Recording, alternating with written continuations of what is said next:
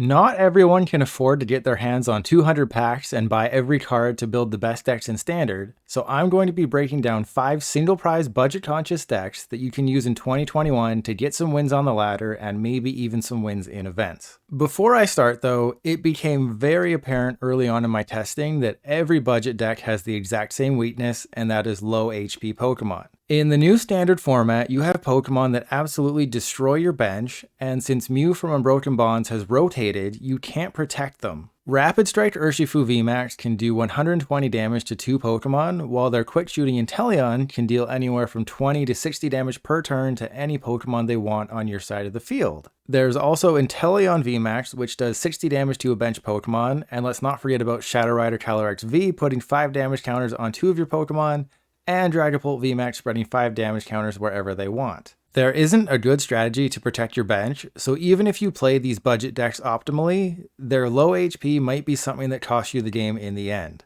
Now, with that fun business out of the way, let's get started at the top with Malamar. Malamar is easily the best budget deck you can play in 2021, and not only is it the best budget deck, it's also just a good deck in general. The strategy with Malamar is fairly simple. Get a couple of Inkay down early, as well as a Remoraid, then on your next turn, evolve into Malamar, attach an energy, and start swinging. Malamar's attack, Rapid Strike Tentacles, does 40 damage for each Rapid Strike card you reveal from your hand and shuffle into your deck. If your hand is big enough, you can one-shot a VMAX, but most likely you'll be two-shotting them, which is fine since you can take 3 prizes for every 2 they take. Octillery is a must in this deck since it lets you get a Rapid Strike card each turn, but only once regardless of how many Octillery you have, which is the one drawback of the card. Now, because Malamar shuffles away your cards, using Octillery to get Korrina's focus is something that will happen multiple times per game. And because Malamar is your only attacker, you have to have a way to recycle your Pokemon, which is where Ordinary Rod and Rescue Carrier come into play. All in all, Malamar is mostly consistent and can deal huge damage, with the only drawback being that Inkay has just 50 hit points. Speaking of Pokemon that deal big damage, we have Regidrago. For 2 Grass Energy and a Fire Energy, Regidrago does 240 damage. However, for each damage counter on Regidrago, the attack does 20 less damage. So you want to be very careful over benching them, because letting them get pinged by Inteleon is a great way to cost yourself the game at the end. In order to accelerate the necessary energy to Regidrago, the deck plays Cherim. Spring Bloom allows you to attach grass energy from your hand to any of your Pokemon without a rule box. So Pokemon with rule box would be V, GX, a whole bunch of other ones. Basically, it can't have a rule box, so it has to be a single prize Pokemon. Regidrago, of course, doesn't have a rule box, so it is the perfect partner, though you will have to manually attach your Fire Energy to Regidrago, but thanks to experience share and training court, that isn't a huge problem. You could also put Raihan in the deck if you're struggling to get that Fire Energy attachment, but I found that so far it works the way it should, and Eldegoss also helps you get the energy when you need it. And then for backup attackers, you have Tropius and Kangaskhan, which can let you deal 120 revenge damage for 2 energy. So all in all, Regidrago can KO pretty much any V in the format when it's at full health.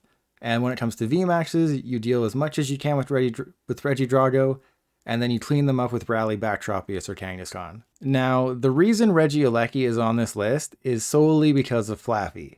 Flaffy's Dynamotor ability lets you attach a lightning energy from your discard pile to a bench Pokemon, essentially powering up anything you have turn after turn. As you can see from this list, Regieleki is more of a lightning toolbox deck than anything. You have Zekrom to paralyze your opponent because apparently Switch isn't being played that much these days.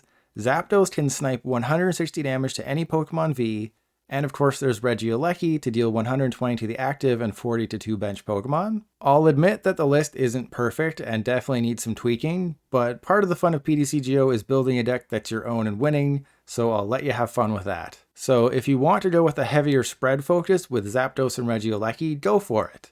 If you want to go with more Zekrom because, like I said, people are playing more Air Balloon and less Switch, go for it. Maybe you want to have a second Double V because Double V is great at the end of a game, go for that too. Flaffy just opens up a world of possibilities, and it's just a great card for these budget decks. Dragapult is the definition of a gimmick deck, but in order for a budget deck to compete against some of the stronger decks in the format, you have to do something spicy, right? Dragapult's Infiltrator ability means that whenever your opponent tries to deal damage to it, a coin is flipped. If heads, all damage is prevented. It's just like Whimsicott GX, except Dragapult is a single prizer and a stage 2. To help you get the cards you need early on, you play Snorlax, which fills your hand to 7 and ends your turn if it's in the active. Additionally, you play Cinccino, which discards a card from your hand and draws 2. This is all in the name of getting as many Dragapult into play as quickly as possible, and once you do that, the deck is pretty much autopilot. You play Scoop Up Net to clear your bench late of any Pokemon not named Dragapult. Raihan helps you get energy on a clean Dragapult on a pivotal turn, and Old Cemetery is just a really annoying card for your opponent to deal with if it happens to stick. If you watched me play Smeargle on Twitch, you know it randomly did well, and Barraskewda is a great way to snipe one of your opponent's bench VMAX Pokemon with 120 damage on it. But I decided to leave Smeargle off the list and go with Decidueye. While Decidueye definitely isn't as good post-rotation with the loss of Rosa, you can still make it work with Inteleon or Cinccino. And the strategy is ultimately the same. Face decks with Pokemon V and VMAX because Decidueye is immune to their damage, and you can also play things like Aromatic Grass Energy and Big Parasol to stop any shenanigans they may have with their attacks. But obviously the issue with Decidueye is that it isn't great against decks that are ready for it. If your opponent plays a single prize Pokemon or 2 in their VMAX deck, Decidueye only does 90 base damage and spreads 20 to 2 Pokemon. And with plenty of decks running Inteleon, they're almost guaranteed to have a way to combat Decidueye. So then it becomes a game of speed and strategy on your part, removing the threats on their side and trying to survive long enough.